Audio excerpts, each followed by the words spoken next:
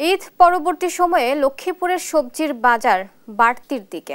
বেগুন, শসা, পেঁপের কেজিতে দাম বেড়েছে ২০ টাকা পর্যন্ত। এই বিষয়ে আরো জানাতে সরাসরি যুক্ত হচ্ছেন সহকর্মী সাইফুল ইসলাম স্বপন। সাইফুল, দাম বাড়ার কারণ কি, এ নিয়ে কি বলছেন ব্যবসায়ীরা এবং ক্রেতা বিক্রেতাদের কেমন প্রতিক্রিয়া দেখছেন জানাবেন।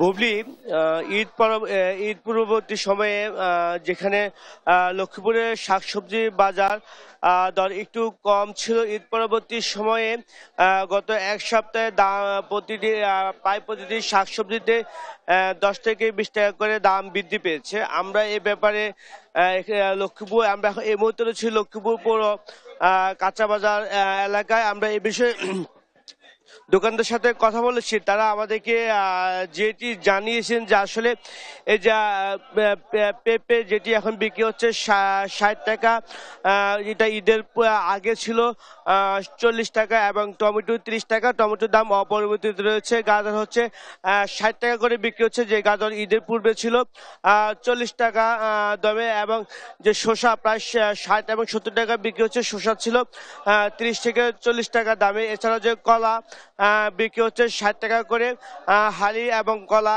এখন পূর্ববর্তী সময় কলা এক সপ্তাহে কলা 40 টাকা দামে বিক্রি করা হচ্ছে। এছাড়াও যে রয়েছে বরবটি 80 টাকা দামে বিক্রি হচ্ছে। এই বরবটি এক সপ্তাহ পূর্বে 60 টাকা করে বিক্রি করা হতো। এছাড়া রয়েছে যে বেগুন বর্তমানে 80 টাকা করে বিক্রি করা হচ্ছে। এই বেগুন ঈদের পূর্বে ছিল গত শুক্রবারে প্রায় 70 টাকা, এবং করলা 80 টাকা করে বিক্রি হচ্ছে। কলা এক সপ্তাহ পূর্বে ছিল কলা 60 থেকে 70 টাকা।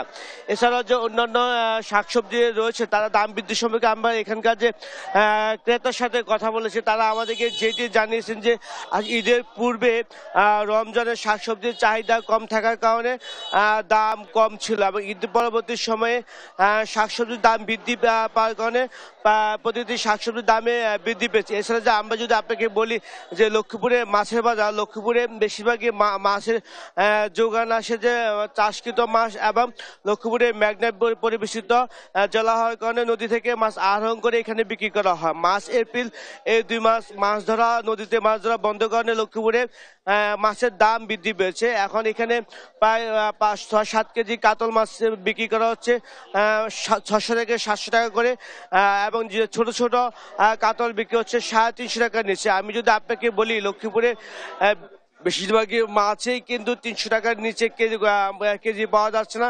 শুধু পাঙ্গাস এবং তেলাপিয়া মাছ 220 টাকা, 100 থেকে 180 থেকে 220 টাকা ধরে বিক্রি করা হচ্ছে। এছাড়া যদি শিঙ্গি পাওয়া যাচ্ছে, শিঙ্গি 80 টাকা করে 800 টাকা করে বিক্রি করা হচ্ছে, এবং যেসব শিঙ্গি কেজিতে 10 পিস পাওয়া যাচ্ছে, ওইসব শিঙ্গি বিক্রি হচ্ছে 1200 টাকা করে।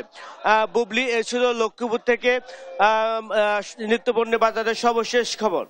সাইফুল, আপনাকে ধন্যবাদ। দর্শক, এতক্ষণ সরাসরি যুক্ত ছিলাম সহকর্মী সাইফুল ইসলামের সঙ্গে। তিনি জানাচ্ছিলেন ঈদ পরবর্তী বাজার সম্পর্কে।